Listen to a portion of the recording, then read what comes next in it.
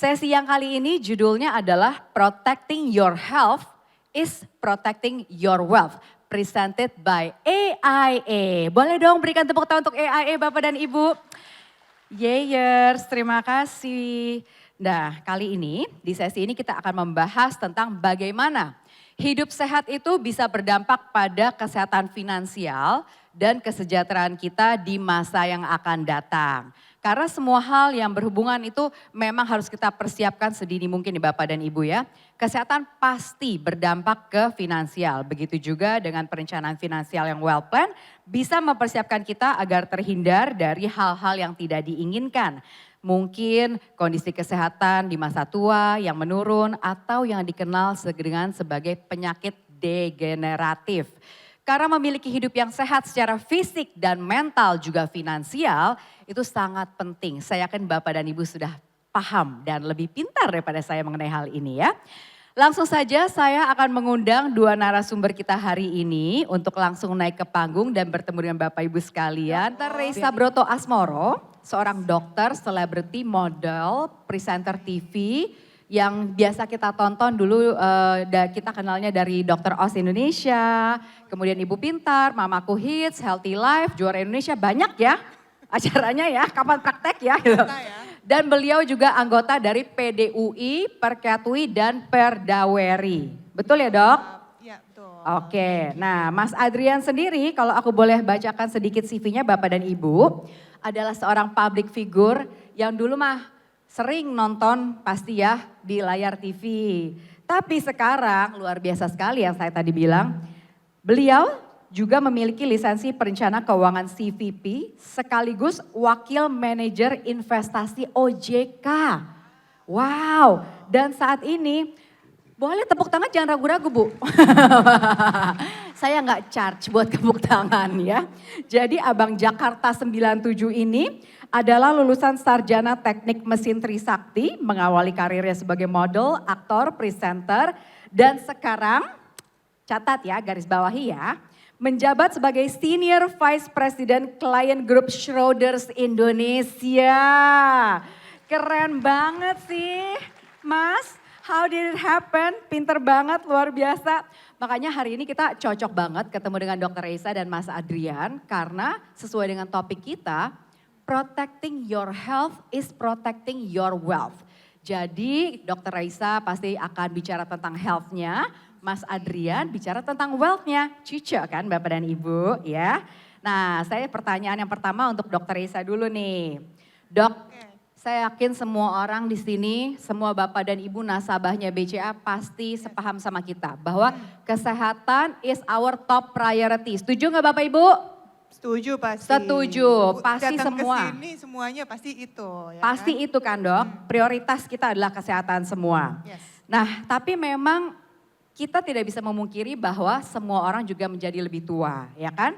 Semakin tua pasti semakin banyak resiko penurunan kesehatan dan itu udah pasti terjadi ya Dok. Oke. It's just human nature ya.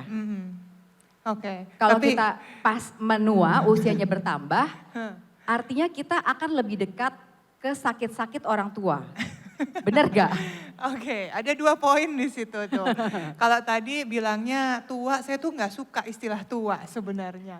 Karena kalau kita ngomongin penyakit yang dialamin orang tua aja, oh berarti anak muda nggak bisa nih. Yes. Istilahnya kan kalau kita kenalnya mungkin dari tadi udah denger juga The Whole Health Summit ini ngomongin penyakit degeneratif, bener ya? Yes. Bapak Ibu udah tahu ya.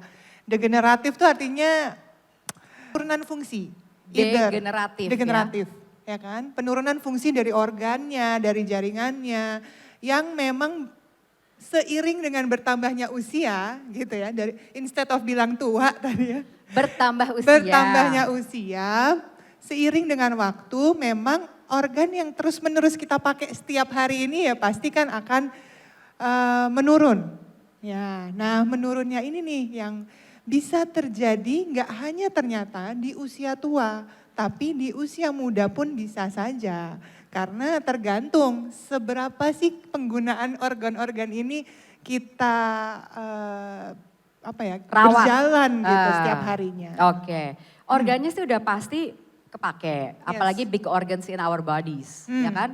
Organ-organ yang berjalan secara otomatis Iya. senantiasa. Tapi artinya memang kalau Dokter Reza bilang sekarang penyakit degeneratif itu tidak melulu datang di usia tua. Betul. Jadi banyak exactly. terjadi di anak-anak yang belum tua. Betul. Nah ini yang mungkin tadi berkaitan dengan pembahasan sebelumnya, ya kan? Karena lifestyle itu kembali lagi itu sangat memegang peranan penting dalam keseharian kita.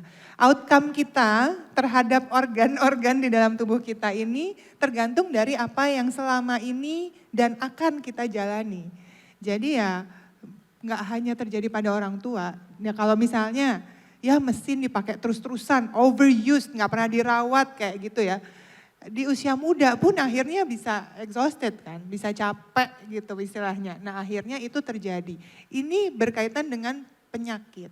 Nah penyakit degeneratif itu sebenarnya kalau dari Kementerian Kesehatan dibagi 3. Ada penyakit kardiovaskular, ada yang berkaitan dengan neoplastik atau cancer, ya, kemudian saraf.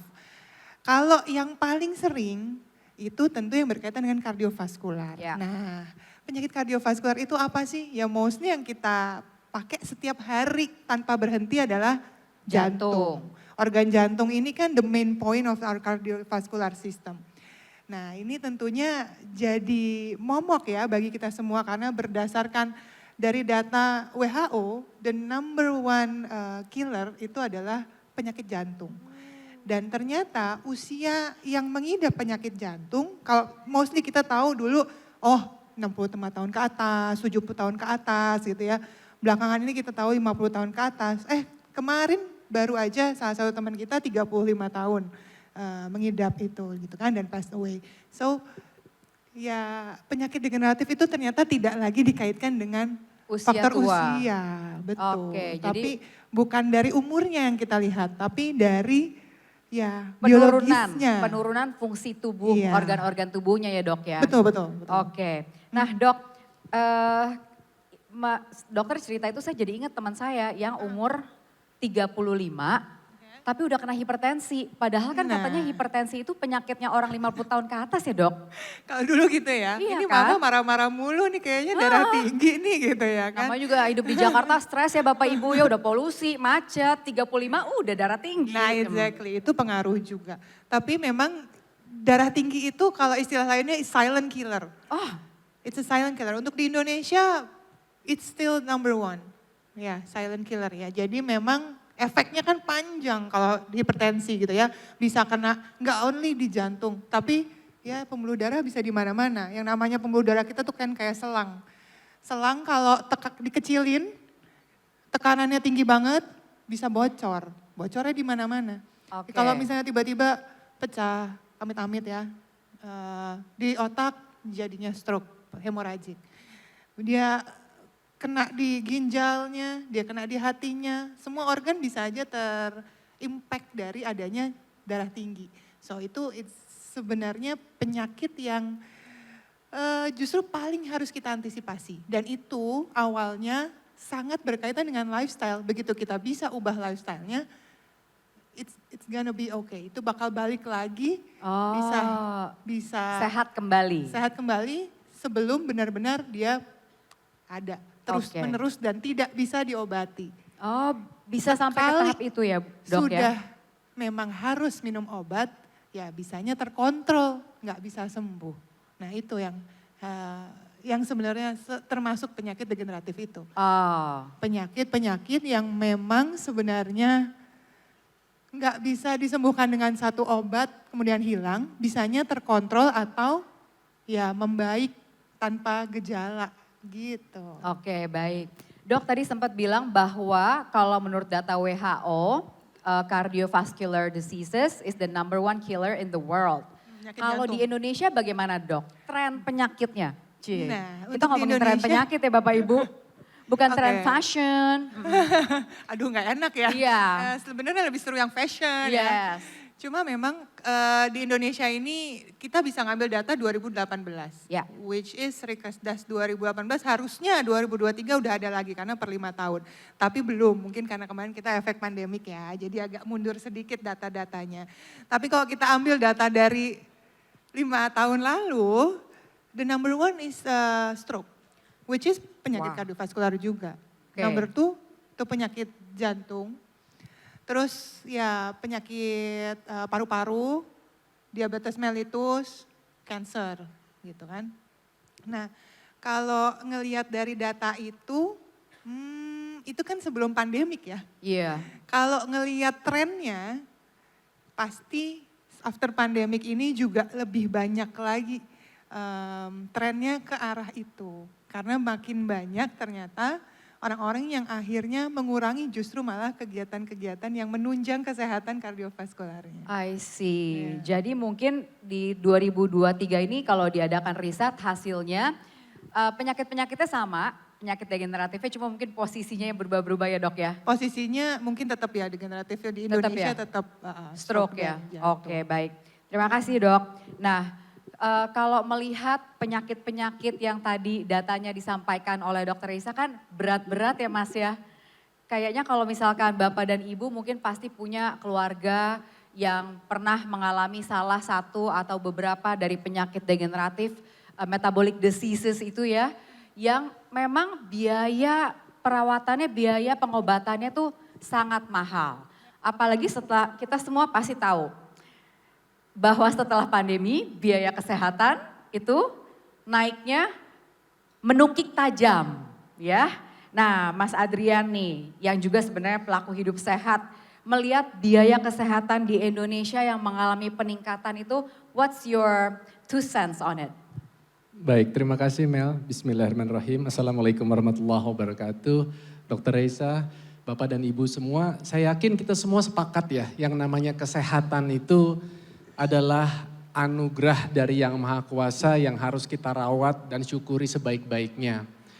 Dan terkait dengan mungkin material, saya rasa kesehatan itu juga merupakan aset berharga kita saat ini hingga juga hidup kita di masa depan. Nah kalau bicara mengenai data, ada data yang saya dapatkan dari MMB atau Mercer Maersk Benefits terkait dengan health trends di tahun 2023. Khusus untuk negara kita tercinta, Indonesia, biaya kenaikan kesehatan itu jauh melebihi dari inflasi atau kenaikan rata-rata harga yang ada, yaitu adalah sebesar 13,6%. Dan itu di atas rata-rata negara-negara lain yang ada di benua Asia, Mel. 13,6%? 13,6%. Dan saya juga kepengen cerita. Saya tadi dikatakan Dr. Reza, alhamdulillah memang seorang praktisi hidup sehat. Saya dulu sejak SMP pernah mengalami kegemukan, Mel. Saya SMA kelas 3, berat badan saya 93 kilo, kuliah tingkat 1 masih 93. Tapi kemudian alhamdulillah sejak kenal hidup sehat, 6 bulan saya turun 23 kilo. Setelah itu dari tahun 98 sampai sekarang saya tetap jalankan yang namanya healthy lifestyle. Ya. Tapi bukan berarti orang yang sudah menjalankan pola hidup sehat, dia nggak punya resiko sakit. Saya pernah sakit tahun 2021, ya saya kena demam berdarah. Untungnya saya waktu sejak sebelum umur 30 tuh saya udah terbiasa punya yang namanya proteksi kesehatan. Yes. Cuman karena dulu kurang banyak pemahaman ya, saya lupa mereview dan di-adjust. Sehingga fasilitas yang saya dapatkan ternyata hanya fasilitas kesehatan yang namanya cash plan. Di mana saya yang tercover adalah untuk biaya per hari pada saat saya menginap di rumah sakit. Ya. Padahal kan kita kalau sampai masuk ke rumah sakit, itu kan bukan cuma sekedar bayar kamar, ada biar dokter, ada obat-obatan dan sebagainya. Ya. Nah disitulah saya terkaget-kaget, ya untungnya saya juga masih punya sebagian tabungan, ada sebagian investasi yang atau dana darurat yang akhirnya kemudian bisa membantu untuk menutupi biaya pada saat saya kena demam berdarah di tahun 2021 itu. Jadi memang menurut saya perencana keuangan ini juga mutlak lah untuk kita ketahui sama-sama terlepas apapun profesi kita, apakah terkait dengan ekonomi, ataukah kita hanya sekedar ibu rumah tangga. Saya rasa kita perlu untuk memiliki pemahaman bagaimana sih kita membuat perencanaan keuangan yang baik, di mana salah satunya adalah kita juga memberikan perlindungan buat diri kita dan juga keluarga kita nantinya. Ya, semoga Bapak dan Ibu yang ada di sini, nasabah BCA pasti sudah sangat paham pentingnya proteksi untuk melindungi diri kita dan keluarga kita tercinta ya Mas Adrian. Cuma itu yang tadi Mas Adrian bilang ya, harus direview sesekali karena kan the seasons change, kemudian juga ada kenaikan, apa perawatan kesehatannya juga mungkin plannya harus di-adjust. Karena aku sedang dalam proses itu sebenarnya. Makanya lucu loh Mas Badrian. Sebentar, saya nanti Mengangkat kasih itu. kartu nama ke kamu ya. Karena nanti kalau ada konsultasi itu ada argo yang berjalan. Oh gitu. Kalau gitu abis ini kita pura-pura aja ngobrol di Oh ruang iya, tunggu. ngopi gitu ya. Boleh. Biar gratis konsultasinya katanya. Nah dok, tadi kan kalau Mas Adrian kena demam berdarah itu kan tidak bisa dielakkan ya. Kan nyamuknya nggak bisa, jangan aku belum update asuransi aku. Jadi kalau demam berdarah kan it can happen to anyone. Tapi kalau penyakit degeneratif atau metabolic diseases yang tadi dokter bilang itu sebenarnya bukan hubungannya sama bertambahnya usia. Tapi dengan penurunan fungsi organ-organ tubuh kita, itu bisa nggak sih kita avoid it, run away from it, mengelakkan gitu. Kalau mengelak untuk penurunan fungsi itu nggak mungkin, pasti semua orang akan mengalaminya. Tapi yang bisa kita lakukan adalah memperpanjang si umur dari organ-organ tubuh kita. Kesehatan kita ini bisa kita maintain, bisa kita cegah supaya nggak munculnya nih dini. Biar kita bisa sampai 80 tahun masih bisa keliling dunia. So actually semalam saya baru aja lihat Calvin Klein, tahu ya pasti ya. Tahu. Desainer itu Yeah. ya.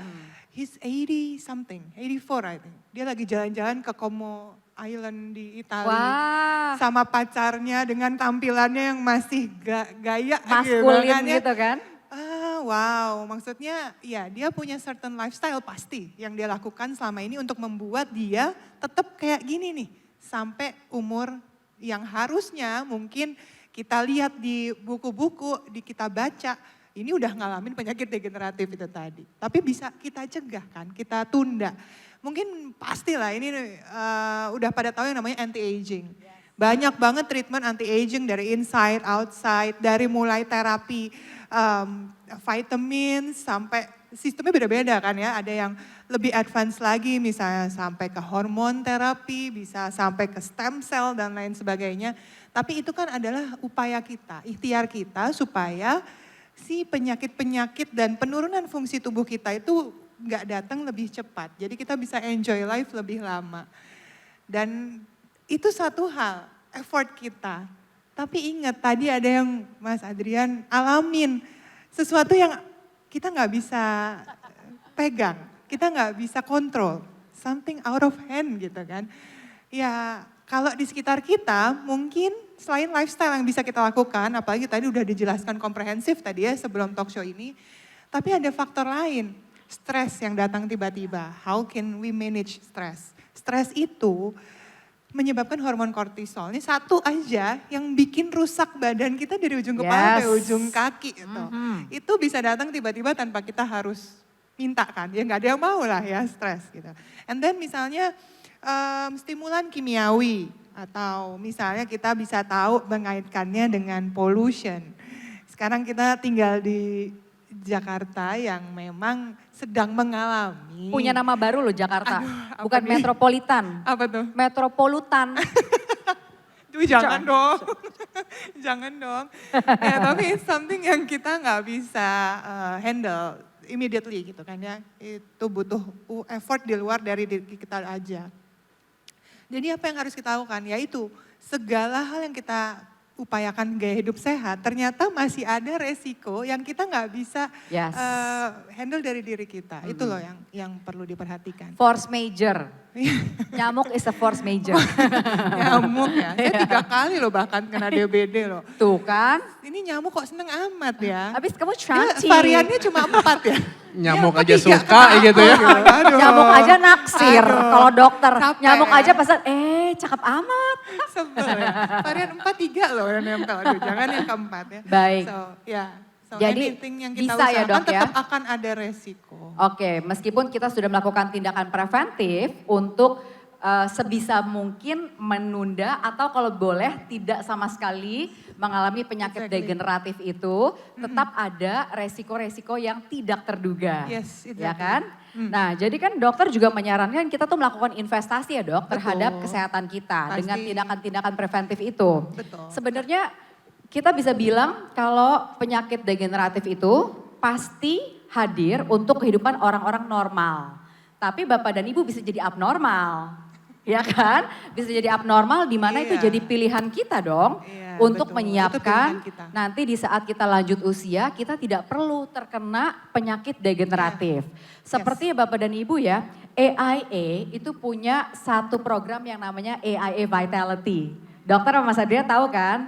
Jadi AIA Vitality ini adalah sebuah membership yang melekat pada proteksi Bapak dan Ibu yang dipersembahkan oleh BCA dan AIA, di mana ya jadi keren banget menurut aku. AIA Vitality ini punya program health dan wellness. Jadi kita nih nasabahnya bisa mengambil langkah-langkah nyata untuk menuju hidup yang lebih baik dengan membuat perubahan yang kecil-kecil aja.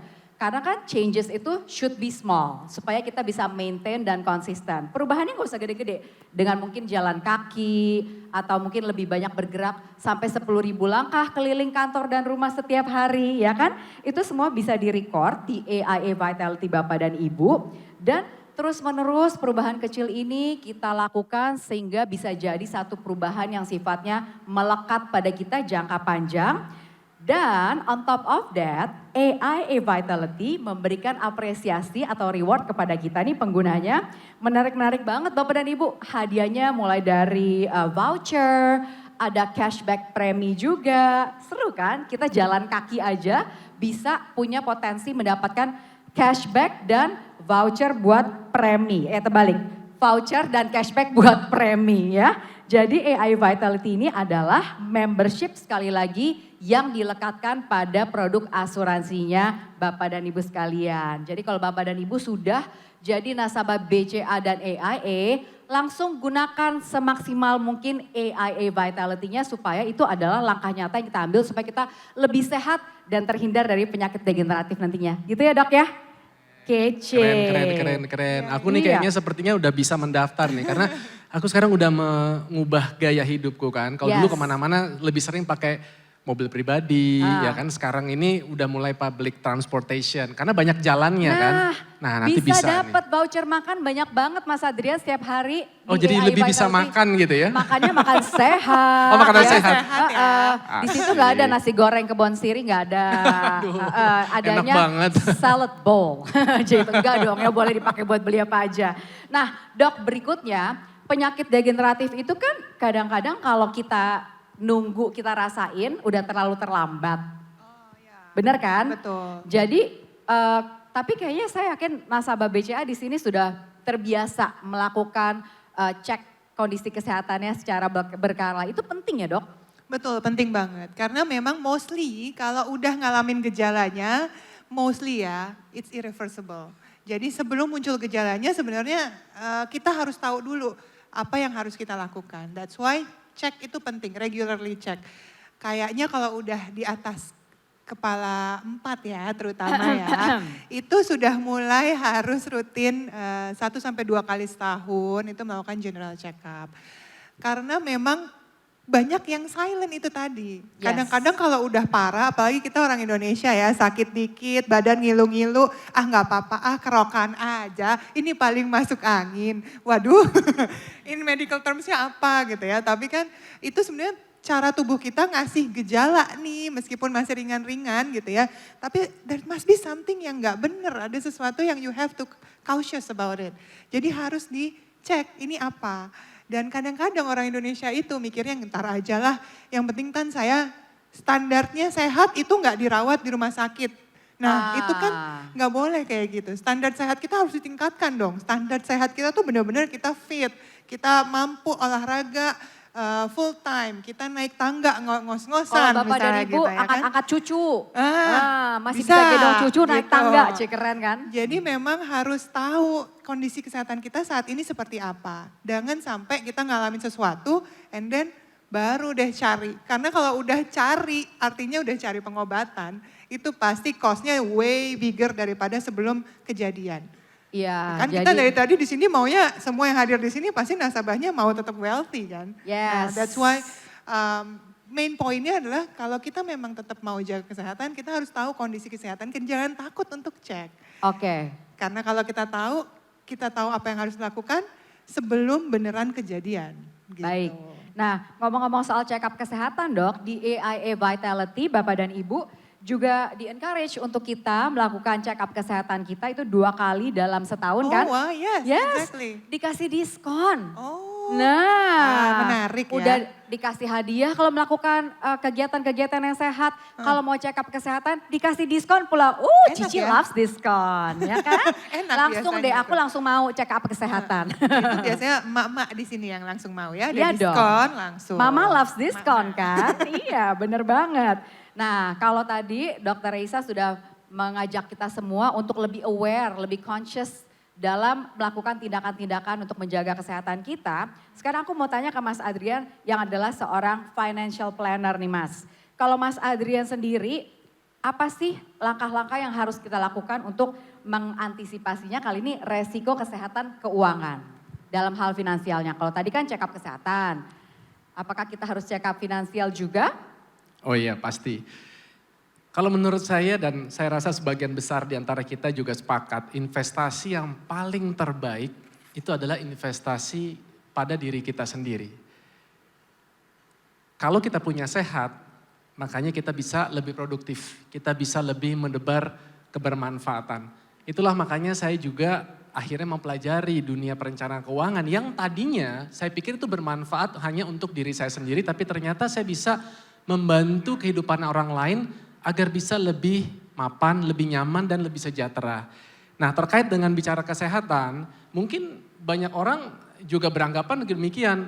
Ngapain sih saya harus mungkin punya yang namanya proteksi. Uang saya sudah cukup kok, uang saya tabungannya udah cukup memadai. Saya punya dana darurat lebih daripada rata-rata kok Mas Adrian.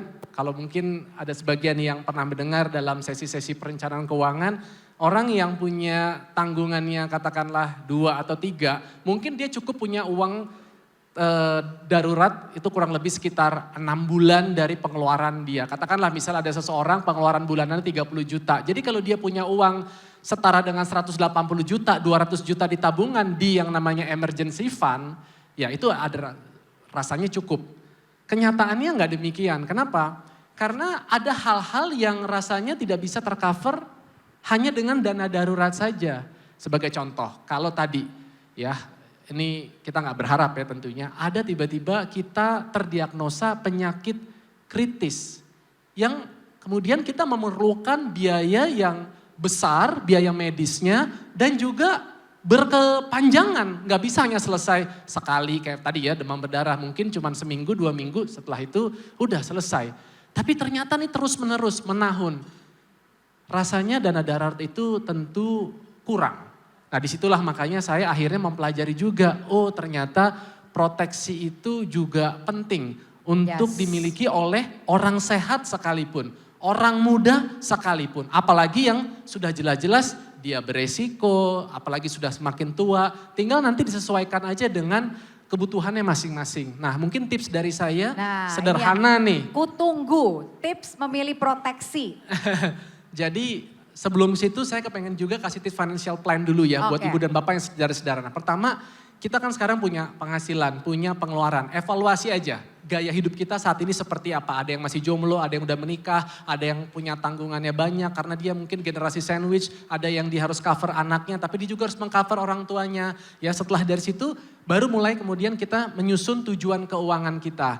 Kalau misalnya seperti saya punya 2 anak. Anak saya udah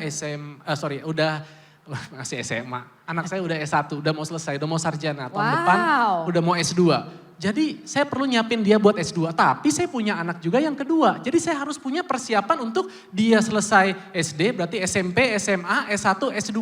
Jadi untuk saya saja, saya harus meyakinkan bahwa saya mampu melindungi anak-anak saya supaya pendidikannya terjamin. Meski terjadi apa-apa terhadap ayahnya. Masalahnya saya itu cuma satu-satunya sebagai penopang pencarian nafkah keluarga, Yes. gitu ya. Jadi makanya saya perlu mereview juga dari waktu ke waktu. Yang ketiga, tadi kalau kita udah tahu kebutuhan kita apa, terus kemudian ya tentunya kita harus menyusunkan rencananya pakai apa. Apakah itu mungkin kita punya proteksi, kita punya asuransi dana pendidikan, asuransi pensiun juga, ya, dan lain sebagainya. Terus kemudian ya tentu kita harus implementasikan. Jangan cuma nyusun rencana kemudian kita nggak mau implementasikan dan nggak mau disiplin. Terakhir kita evaluasi cara berkala karena saya yakin semua di antara kita, Bapak dan Ibu, pasti akan terus berkembang dari waktu ke waktu. Yang tadinya sehat sekarang mungkin udah mulai beresiko sakit-sakitan. Yang tadi belum menikah sekarang sudah menikah. Mungkin yang akhirnya tadinya belum punya anak jadi punya anak. Mungkin perlu mereview asuransinya tadi buat pribadi, mendingan kita asuransi keluarga. Kenapa? Asuransi keluarga insya Allah itu akan lebih ekonomis.